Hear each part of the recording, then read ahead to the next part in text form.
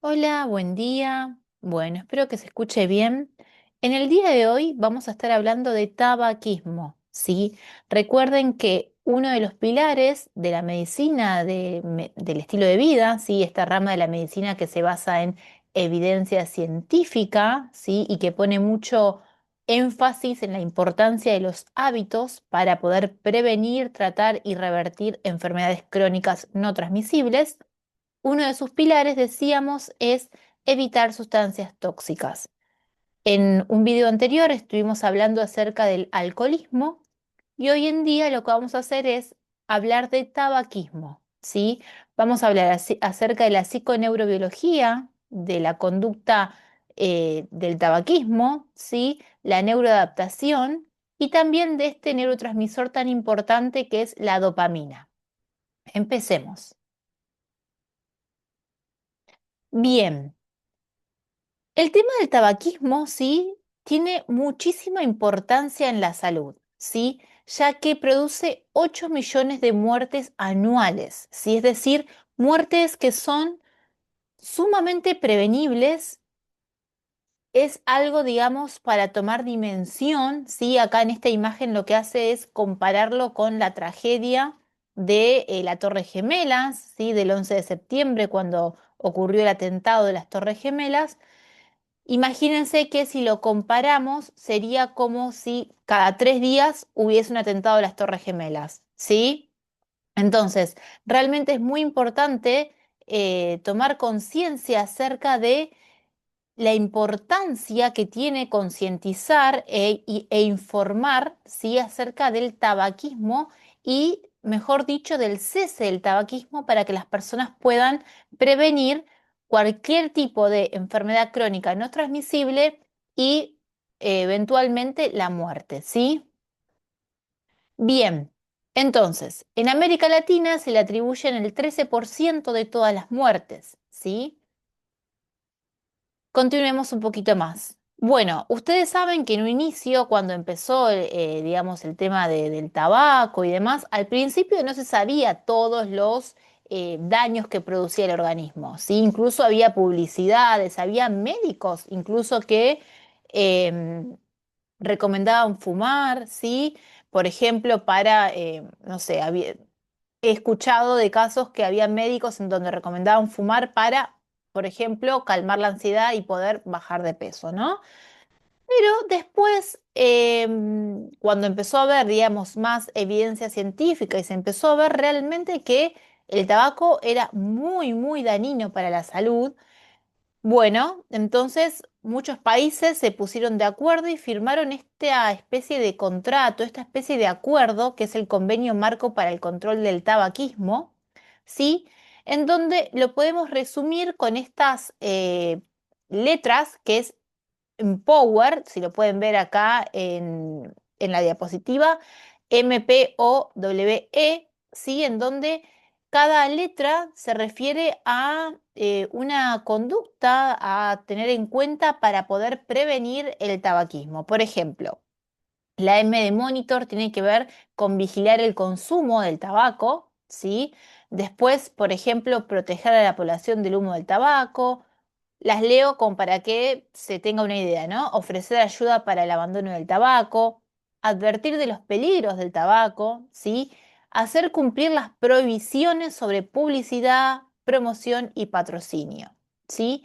Bien, entonces, en cuanto a la MED, ¿sí? La medicina del estilo de vida, podemos decir que la medicina del estilo de vida tiene mucho que ver con estas tres partes, ¿no? Que es proteger a la población del humo del tabaco, dar ayuda para que las personas abandonen, ¿sí?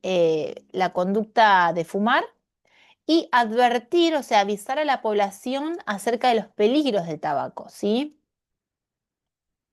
Bien. Entonces, sabemos que el tabaco está compuesto por muchísimas sustancias tóxicas, ¿sí? Tiene 7.000 sustancias tóxicas, de las cuales 69 ya fueron identificadas como cancerígenas, ¿sí? Bien, y acá podemos ver, ¿no? Estas sustancias tóxicas por las que está compuesto el tabaco, ¿no? Miren, por ejemplo, arsénico, ¿sí? Sabemos que es un veneno, ¿sí? Bueno, la nicotina, que también es usada como insecticida, ¿sí? Acetaldehído, ¿sí? Que es un limitante de las vías respiratorias, ¿sí? Miren acá. Hay un ácido también que tiene el tabaco, que es un ácido que era usado en las cámaras de gas, ¿sí? Entonces, bueno, miren también mercurio, ¿sí? Que es sumamente tóxico para el humano. Bueno, alquitrán, que es el más cancerígeno. Plomo, cadmio, que es lo que tienen las baterías, ¿sí? Bueno, les dejo esta diapositiva para que la lean, pero la realidad es que cuando uno fuma está consumiendo todas estas sustancias y estas sustancias no solamente tienen impacto en el pulmón, ¿sí? Ya que estas sustancias viajan a través del torrente sanguíneo, por lo tanto pueden causar problemas en cualquier parte del organismo, no solamente en el pulmón. Hay muchos tipos de cánceres que están vinculados al tabaco, no solamente el de pulmón, ¿sí? Tengamos en cuenta esto de justamente, ¿no? Del viaje de estas sustancias a través de el torrente sanguíneo, ¿sí? Continuemos. Bueno, acá lo pueden ver más grande, amoníaco tiene también. Bien, la realidad es que hay muchas cifras que muestran que hoy en día la gente cada vez fuma menos, ¿sí? Es decir, estas pautas que fueron adoptando los países y este convenio que les contaba anteriormente, que firmaron para tomar medidas para poder reducir la conducta del tabaco y prevenir a la población entonces de sus daños, fueron efectivas, ¿sí? La realidad es que fueron muy, muy efectivas y hoy cada vez se ve menos gente que fuma. Pero, ¿qué pasa? Bueno, entonces, como digamos que las industrias del tabaco se vieron de alguna forma amenazadas, podríamos decir que empezaron a aparecer estas cuestiones del cigarrillo electrónico, los cigarrillos orgánicos, y la realidad es que es un mito que son mejores, ¿sí? Son dañinos también. Incluso los cigarrillos electrónicos todavía no están regulados, no se sabe bien qué es lo que tienen adentro, ¿sí? Entonces, la realidad es que no son saludables tampoco, ¿sí? Bueno, acá, bueno, estos son cigarrillos electrónicos, ¿sí? Y algunos de los compuestos que tienen, ¿sí? Bueno, se ve que también, bueno, están vinculados con los radicales libres, ¿sí? Que ya sabemos, creo que hay otro video en donde explico esto de que los radicales libres, ¿sí? Son los que pueden causar estrés oxidativo, ¿sí? Que esto produce un daño celular y que eso está vinculado a un montón de enfermedades crónicas no transmisibles, ¿sí? Bien, bueno, miren todos los metales que tiene: cromo, níquel, plomo, ¿sí? Aluminio, ¿sí? Que sabemos que es muy tóxico y demás. Bien, ¿por qué se da la dependencia? ¿Sí? ¿Por qué se da la dependencia? Bien, ustedes saben que cualquier persona que fuma, si uno le pregunta, bueno, a ver, ¿te acordás tu primera experiencia con el cigarrillo? Por lo general, siempre los testimonios que escucho son que era feo, que tosieron, que les quedó como la garganta seca, que sintieron como una sensación fea, o sea, que no les gustó, sí, digamos. Pero miren que de alguna forma esta persona, por algo, y ahora vamos a explicarle ese algo, ¿sí? Continúa comprando cigarrillos, continúa comprando y de alguna forma, bueno, luego se genera esta dependencia, que ahora la vamos a explicar un poco mejor, ¿sí? Bien, entonces, ¿qué es lo que pasa? Cuando yo hablaba de este algo, ¿sí? Estaba hablando de esto, del circuito de recompensa, ¿sí? Todas las drogas activan este circuito de recompensa. Este circuito de recompensa, digamos que fue creado en nosotros, en los seres humanos, para ser estimulado, ¿sí? Con estímulos naturales, ¿sí? Como ser los alimentos, como ser la actividad física, como ser, bueno, tener relaciones sexuales, ¿sí? Como ser bailar, ¿sí? O realizar algo que nos gusta. Todas estas conductas activan nuestro sistema de recompensa, ¿sí? Ahora bien, las drogas, ¿sí? También tienen una incidencia en este circuito de recompensa.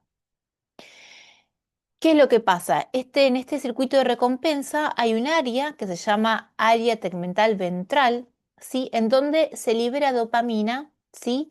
Y a través de la vía mesocortical va a llegar dopamina, que es este neurotransmisor que está muy vinculado a esta sensación de placer, ¿sí? Va a llegar entonces dopamina a través de la vía mesocortical a la corteza prefrontal y a través de la vía mesolímbica al sistema límbico, que es este sistema que tiene que ver con las emociones, con la motivación, porque la dopamina también tiene un papel muy importante, ¿sí? En la motivación, también en el aprendizaje y demás. Entonces, como decíamos, llega entonces la dopamina a estos lugares, ¿sí? Y es lo que va a reforzar justamente que se siga repitiendo esto, porque le estamos diciendo a nuestro cerebro, esto está bueno, ¿sí? Esto es gratificante, esto me da dopamina, esto me relaja, esto me genera esta sensación de placer, me alivia, ¿sí? Entonces, ¿qué pasa? Estas neuronas que están acá en el circuito de recompensa tienen mucho que ver con la tendencia a la repetición, ¿sí? Es decir, a nosotros como especie nos sirve para poder repetir, ¿sí? Cuestiones que nos ayudan a sobrevivir, ¿sí? A ver si está en el... Sí, justamente acá. Miren esta foto. Tiene que ver con lo que estaba hablando recién. Y ahí puse de título Tendencia a la repetición, ¿sí? Decíamos, ok, la primera experiencia con el cigarrillo fue horrible, pero hay algo, ¿no? Esto de que se liberó dopamina en el circuito de recompensa y demás, que me hace querer repetirlo. Entonces lo empiezo a repetir y bueno, luego se va a generar la dependencia. ¿Cómo fue que se descubrió este circuito de recompensa? ¿Sí? ¿Cómo lo estudiaron? Bueno, justamente estudiaron, digamos, lo que es el cerebro, ¿sí? De los bebés, ¿sí? Cuando nacen y están en contacto con el pecho materno. Ustedes imagínense que para ese bebé en ese momento es el éxtasis, ¿sí? Es lo mejor del mundo estar ahí, tiene calor, tiene el olor de la mamá, tiene su lugar seguro, ¿sí? Tiene alimento, ¿sí? Y lo que vieron los investigadores es que cuando el bebé estaba ahí con el pecho materno, tomando leche y demás, se liberaba mucha dopamina en este área, ¿sí? Bien, justamente, bueno, como decíamos recién, es importante este área, este circuito de recompensa, para poder repetir conductas que nos ayuden a sobrevivir. Siempre que se libere dopamina allí y nos genere esta sensación de placer y demás, es como que le estamos diciendo a nuestro cerebro, esto me ayuda a sobrevivir, esto está bueno repetirlo, ¿sí? Bien. Voy a pasar acá, si lo explico mejor, con imágenes. Bien, imaginemos que este es el área tegmental ventral, ¿sí? En el núcleo accumbens, ¿sí? De este circuito de recompensa que estábamos hablando recién. Entonces, aquí tendríamos el área tegmental ventral y tendríamos estas boquitas que vemos acá, serían los receptores, ¿sí? Los receptores acetilcolínicos nicotínicos se llaman, ¿sí? Son unos receptores que están hechos para la acetilcolina, pero también se liga acá la nicotina si llega. Entonces, estos receptores están acá pegados en la membrana. De pronto la persona fuma, estos triángulos rojos que vemos acá sería la nicotina ingresando. Y cuando la nicotina llega, lo que hace es se va a ligar a estos receptores acetilcolínicos nicotínicos, se van a ligar aquí, aquí, aquí y aquí. Y cuando se liga, lo que pasa es que despolariza, ¿sí? La neurona, la despolariza y al despolarizar estimula la liberación de algunas sustancias, de algunos neurotransmisores, ¿sí? Como ser la dopamina, la que hablábamos recién, pero también otras sustancias, así como por ejemplo, también se va a liberar adrenalina, noradrenalina, serotonina, vasopresina, ¿sí? Y todo este cóctel, ¿sí? De dopamina, adrenalina, etcétera, lo que va a hacer es que justamente tengamos esta sensación de placer, ¿sí? De alivio, de motivación, de energía, ¿sí? También de concentración mental. Hay muchas personas que dicen, a mí fumar me ayuda a concentrarme, a enfocarme, ¿sí? Bueno, tiene que ver justamente con todo este cóctel neuroquímico que estimula, ¿sí? La nicotina para que se libere, ¿sí? Bien, entonces, ¿qué pasa? Decíamos, esta persona entonces de pronto empezó a comprar más cigarrillos, ¿sí?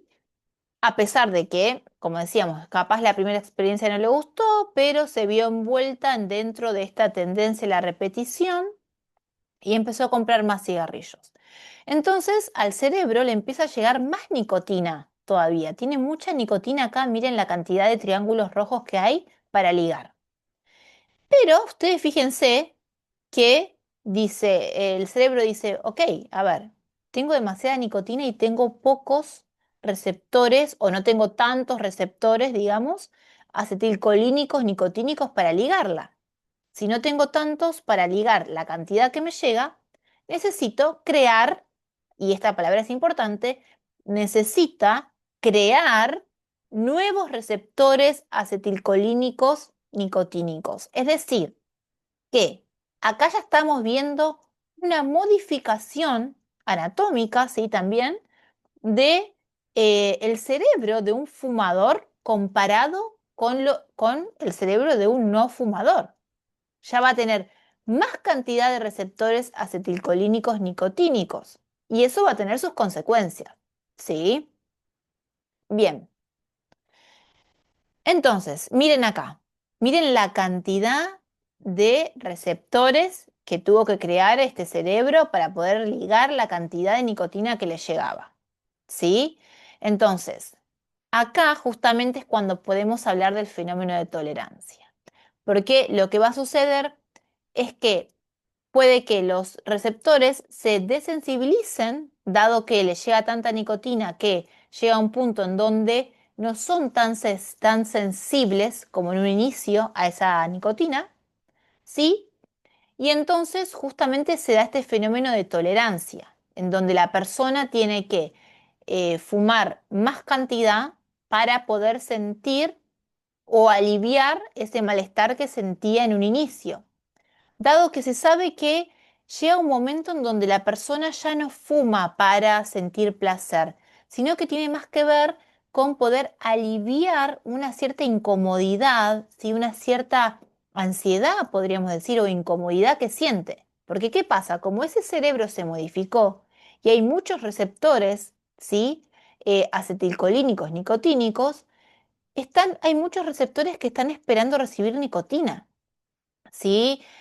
Hay muchos receptores que están esperando esto, y por eso es que la persona siente esta incomodidad que hace que, bueno, tenga que seguir fumando, ¿sí?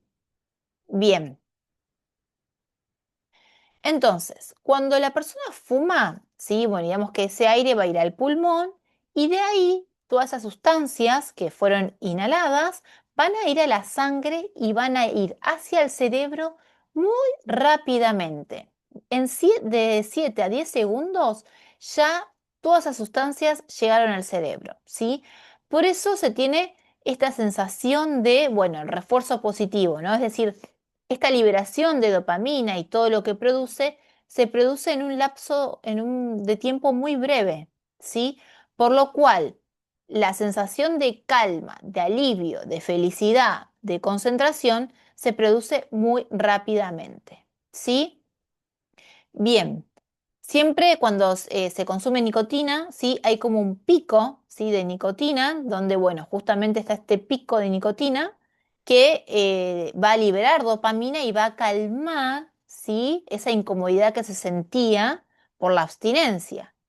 Y luego, bueno, al pasar el tiempito, ¿sí? Bueno, uno vuelve a sentir esa incomodidad y paradójicamente para siente esa incomodidad y tiene que volver a fumar para poder calmar de alguna forma darle esa nicotina a esos receptores que están mal acostumbrados, podríamos decir, ¿no? Bien. Bien, se llama refuerzo positivo, nosotros llamamos, sí, refuerzo positivo a esta sensación de placer, de alivio, sí, de agudeza mental, de calma que da la nicotina, ¿sí? En verdad que da todo el cóctel neuroquímico estimulado por la nicotina, ¿sí? Y llamamos refuerzo negativo al displacer que produce la falta de nicotina, ¿sí? O también lo que se llama síndrome de abstinencia, ¿sí? Bien, bueno, en el síndrome de abstinencia, justamente estábamos hablando, se producen todas estas cuestiones, ¿no? De sentir ansiedad, ganas de fumar o craving, ¿sí? Esta disforia o euforia, puede haber también irritabilidad, dificultad para poder enfocarse, concentrarse, síntomas depresivos, insomnio, constipación también. Muchas personas usan el cigarrillo para, ¿cómo sería? Como para poder estimular, ¿sí? La peristalsis intestinal, porque sabemos que mascar, ¿sí? Ya sea comer, mascar un chicle o también incluso fumar, activa la peristalsis intestinal. Entonces, al dejar de hacerlo en un organismo que está muy acostumbrado a, digamos, sentir ese estímulo, ¿sí? Vía, en este caso, el cigarrillo, bueno, en el síndrome de abstinencia puede aparecer una constipación, ¿sí? Bien, vamos para las buenas noticias ahora, ¿sí? Sabemos que, bueno, fumar tiene tremendas repercusiones en la salud, que creo que más adelante las plasmo acá en la diapositiva. Así que no me voy a ir por las ramas y vamos a hablar un poco acerca de que se sabe que es muy importante dejar de fumar y que la mejor forma de hacerlo no es de manera, digamos, paulatina o de a poquito, sino de forma abrupta, ¿sí? Es decir, se pone un día D, se llama día D, y ese día, a partir de ese momento, se deja de fumar. Yo siempre digo que los beneficios de dejar de fumar empiezan desde que se apaga el último cigarrillo que la persona decide fumar. ¿Sí? Desde ese momento en el que se apaga ese cigarrillo, ya empiezan, ¿sí? Cambios en nuestro organismo que son beneficiosos, ¿sí? Entonces, vamos a hablar un poco de qué es lo que va pasando, ¿sí? Bueno, tenemos la cotinina, ¿sí? La cotinina es un metabolito, ¿sí? De la nicotina, es decir, nuestro organismo metaboliza la nicotina y se crea, por así decir, se da esta cotinina. Y la cotinina se va a eliminar, ¿sí? A través de la orina o a través también del sudor. Em, y bueno, digamos que cuando llega el tercer o cuarto día de abstinencia total, es que se elimina por completo esta cotinina, ¿sí? Ahora bien, ¿cómo podemos acelerar o ayudar a nuestro organismo a eliminar esta cotinina? ¿Sí? Bien. Y acá es cuando tiene mucha importancia la MEV, la medicina del estilo de vida, ¿sí? Porque podemos ayudar mediante ciertas conductas a poder eliminar esta cotinina. Por ejemplo, mediante la eliminación, ¿sí? Es decir, mediante la sudoración, ¿sí? Realizando actividad física que haga sudar a la persona, ¿sí? Va a ser bueno porque va a ayudar a poder eliminar esta cotinina. También mediante la alimentación, ¿sí? Podemos consumir yuyos diuréticos, como ser, por ejemplo, bueno, todos los yuyos tienen propiedades diuréticas, podríamos decir. Podría nombrar la manzanilla, el burrito, etcétera, ¿sí? Que van a ayudar a ir a hacer más pis, digamos, ¿sí? Entonces, de esa forma, mediante la orina se va a poder eliminar más cotinina, ¿sí? Por otro lado, es muy importante la hidratación, ¿sí? O sea, tomar agua para también ayudar a orinar más. Y por otro lado, tengamos en cuenta que tenemos que aumentar la cantidad de fibra, ¿sí? Para también ayudar al organismo a poder eliminar esta cotinina, ¿sí? Bien, otra cuestión muy importante, ¿sí? es tener en cuenta que una persona que decide dejar de fumar, bueno, tiene que de alguna manera saber todo lo que involucra el síndrome de abstinencia. Es decir, puede ser que esa persona esté más ansiosa. Entonces, ¿qué vamos a hacer? Bueno, si sabemos que al dejar de fumar nos va a dar ansiedad, tenemos que tratar que el resto de los pilares, ¿sí? La alimentación, ¿sí? El descanso, la actividad física, sean acordes a bajar la ansiedad, ¿sí? Si la persona deja de fumar y decide trasnochar y decide consumir productos ultraprocesados altos en azúcares y decide no consumir alimentos naturales o reales. Entonces, bueno, va a tener picos de glucosa y va a tener mayor fatiga. No la va a ayudar en esto de querer mantener la ansiedad baja, ¿sí? Bien. También, si la persona no realiza actividad física, no la va a ayudar a poder canalizar esta ansiedad y canalizar el cortisol. Entonces, ustedes fíjense cómo es muy importante, si sabemos que vamos a estar con abstinencia y vamos a estar con ansiedad, el resto de los pilares que sean acordes a poder paliar esos síntomas del síndrome de abstinencia, ¿sí? Sobre todo, si yo siempre digo que si en el caso del cese del tabaquismo, si en este caso particular, sobre todo la primera semana que sea muy estricta en esto, ¿no? En esto de la alimentación saludable, en esto de, bueno, la actividad física, de, bueno, todo lo que estuvimos hablando, el descanso, obviamente, y después, bueno, también continuarlo, pero que hagan mucho énfasis en la primera semana para poder ayudar a eliminar la cotinina, ¿sí? Bien. Em, ¿Qué más? Bueno. Bien, estábamos hablando de qué pasaba cuando la persona dejaba, ¿no? de fumar, ¿no? Bien, ¿qué pasa? Entonces, supongamos que ya pasaron 3, 4 días, ya pasaron 4 días, eliminamos la cotinina, pudimos seguir todas las indicaciones de la MEB y demás, y no llega más nicotina, ¿sí? Entonces el cerebro va a decir, fíjense cómo nos adaptamos a todo, ¿sí? Nuestra biología está hecha para adaptarse a todo, digamos. Nuestro cerebro va a decir, a ver, ¿para qué tengo tantos receptores acetilcolínicos, nicotínicos acá que había creado si no me llega más nicotina? Entonces, lo que va a hacer es, va a empezar a desactivar, y va a ser una desactivación química inversa, ¿sí? Y va a empezar a guardarlos, esos receptores que había creado, esos receptores extra que les comentaba en un inicio, los va a guardar adentro de la neurona.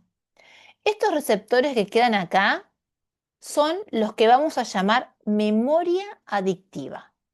Grábense esto, memoria adictiva. ¿Por qué es importante tenerlo en cuenta? Porque si esta persona supongamos que deja de fumar y pasa 1 año y medio y sigue sin fumar, de pronto, ¿no? Tiene una situación vital muy estresante y en ese momento dice, bueno, voy a fumarme un cigarrillo no me va a hacer nada y fuma. ¿Qué piensan que va a pasar?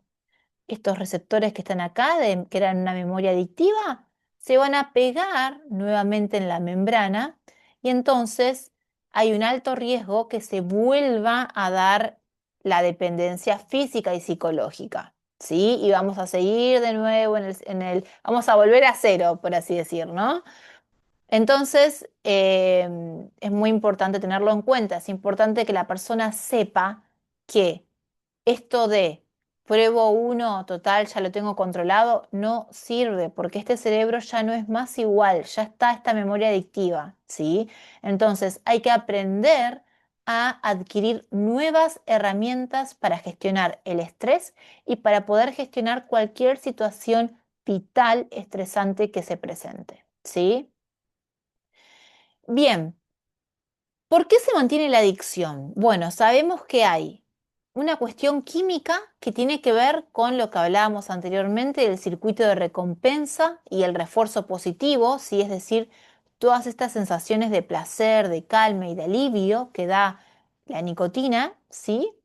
Y em, por otro lado, también tenemos una parte que podríamos llamar psicosocial, ¿sí? En donde, bueno, tiene que ver con lo que viene del conductismo, ¿sí? Tiene que ver con el comportamiento condicionado, con el aprendizaje por comportamiento condicionado, ¿sí? En términos sencillos sería, bueno, aprender a relacionar, por ejemplo, el hábito de fumar con, bueno, la persona termina de comer y se fuma un cigarrillo, se levanta y se fuma un cigarrillo. La persona se junta con X persona y fuman un cigarrillo, ¿sí? Bien, entonces, tanto la cuestión química como las cuestiones psicosociales ayudan a mantener la adicción. Bien. ¿Qué pasa cuando hay un exceso de dopamina en nuestro cerebro? Bueno, se nubla la razón, ¿sí? Cuando hay un exceso de dopamina, si llega un exceso de dopamina, justamente como hablábamos anteriormente, vía mesocortical a la corteza prefrontal y vía mesolímbica al sistema límbico, la persona no puede pensar de la misma forma que pensaría si no tuviese ese exceso de dopamina, ¿sí? Las drogas causan este exceso de dopamina, ¿sí? Em, bueno, entonces por eso justamente las personas cuando están bajo los efectos de las drogas no pueden hacer, digamos, un razonamiento de costo-beneficio, de esto me conviene o no me conviene, porque hay un bajo control de impulsos, ¿sí? Hay una cuestión más de una satisfacción inmediata y placer inmediato y no importa si me hace bien o me hace mal, no importa si me conviene, no importa si... Bien, entonces tengan en cuenta esto, ¿sí? Se nubla la razón, se nubla nuestra posibilidad de tomar decisiones cuando hay un exceso de dopamina que viene de drogas, ¿sí? Tengamos en cuenta que la corteza prefrontal, que es esta parte sumamente importante, que yo siempre digo que es la parte que nos hace humanos, ¿sí? Porque es la que está vinculada a la toma de decisiones, a la planificación, a que ante cualquier eventualidad nosotros podamos decir, bueno, a ver, ¿qué voy a hacer? Planificar pasos, ¿no? Para poder cumplir un objetivo a largo plazo, ¿sí? La perseverancia, también esto de poder ser constante en algo, ¿no? Y no solamente pensar en lo inmediato, ¿sí? Bueno, todo eso tiene que ver con la corteza prefrontal. El control de impulsos, sí, tiene que ver con la corteza prefrontal. Entonces, sabemos que el cerebro se desarrolla de atrás hacia adelante y esto ya lo he dicho en otros videos también, ¿sí? Tarda mucho en desarrollarse esta parte y es algo que la mayoría de las personas no lo saben o no lo tienen en cuenta.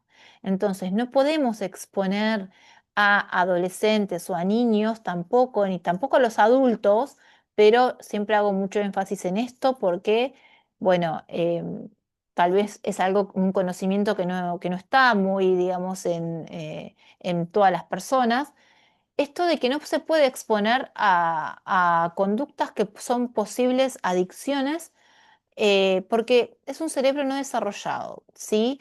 Em, y cuando hablo de esto estoy pensando en la tecnología, ¿no? Justamente en también lo importante que es limitar ese tiempo, porque ese cerebro no está desarrollado y ese cerebro y esa capacidad de ese ser humano de poder tomar decisiones y de poder planificar y poder controlar sus impulsos son los que lo pueden hacer grandes cosas, por así decir. Por eso digo que son los que nos hacen humanos, ¿sí?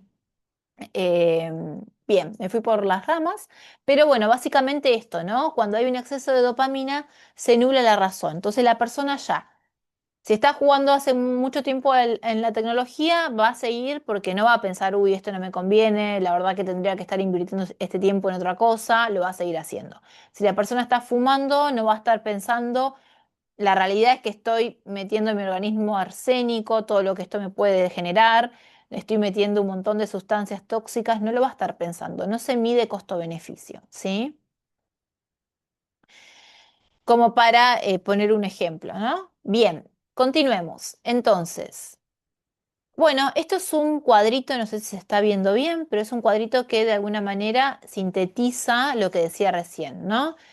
En estos estímulos, ¿no? Que son, por ejemplo, las drogas y demás, bueno, hay una acción o reacción en donde cuando hay mucha dopamina, sí, o sea, aumenta el centro de placer, esto hace que disminuya nuestra capacidad de razonar lógicamente, ¿sí? Y justamente cuando hay mucho placer, mucha dopamina, está vinculada a esta satisfacción inmediata, a corto plazo, gratificación rápida, paf, ¿sí? No algo a largo plazo, algo rápido, ¿sí? Bien, continuemos. Bien, bueno, otra cuestión que yo siempre sugiero, ¿sí? Cuando hago los acompañamientos para el cese del tabaquismo, es que, bueno, o sea, tengan en cuenta los posibles disparadores, tengan en cuenta en qué contexto fuman, tengan en cuenta cuáles son esos pensamientos, ¿sí? Que andan por su mente cuando salen a fumar, ¿sí? Hagan un autorregistro, vean en qué contexto fuman, vean qué piensan antes de fumar. ¿Qué piensan después? ¿Sí? Para poder ir de alguna manera identificando qué es lo que a qué escapan con el cigarrillo, ¿sí? ¿A qué escapan? ¿Sí? Bien. Bueno, obviamente que cuando la persona deja de fumar, también es importante que no, o sea, que no frecuente con personas que fuman, sobre todo al menos durante el primer mes, sí, que se cuiden de esas cuestiones, sí, de, bueno, si saben que tienen un amigo que fuma, bueno, obviamente que la persona tiene que avisarle a su entorno, sí, sobre todo con las personas que más frecuenta, bueno, voy a dejar de fumar y demás y decirles, bueno, les pido que enfrente mío no lo hagan, que esperen que me vaya o váyanse a dar una vuelta por ahí, ¿sí? Porque, bueno, al menos el primer mes es muy importante que todas estas cosas estén consideradas, ¿sí? Bueno, esto es lo que hablábamos, lo que hablaba hace un tiempo. Y había otra cosa que me parece que no está acá, que era algo de lo que le quería decir, que era, ahora se me fue, pero bueno, sí, ya. Bien, ya me acordé. Les decía que el primer mes es muy importante, ¿sí? Que se tenga en cuenta, bueno, todo lo de la medicina y el estilo de vida. También que se tenga en cuenta esto de no frecuentar personas que fuman, ¿sí? También, ¿por qué? ¿Por qué hablamos del primer mes? ¿Y por qué hablamos de estas 8 semanas? Lo que les quería decir es que cuando hay una abstinencia total y se llega al mes, ¿sí? Bueno, cuando se llega al mes es justamente que se va a hacer toda esa desactivación, se va, por así decir, de terminar de hacer esa desactivación química de los receptores que hablábamos. Bueno, digamos que al mes ya se terminó de hacer esa desactivación química de esos receptores y se guardan esos receptores adentro de la neurona, ¿sí? Creándose esta memoria adictiva que hablábamos. Por eso es que aguanten hasta el mes. Después es más fácil, pero al menos esas 8 semanas tienen que hacer todo bien para poder ayudar a que sea más fácil el proceso, ¿sí? Bueno, nada más. Nada más. No les quería comentar nada más. Me parece que hay algunas cuestiones que no puse acá, pero se las puedo comentar un poco por arriba.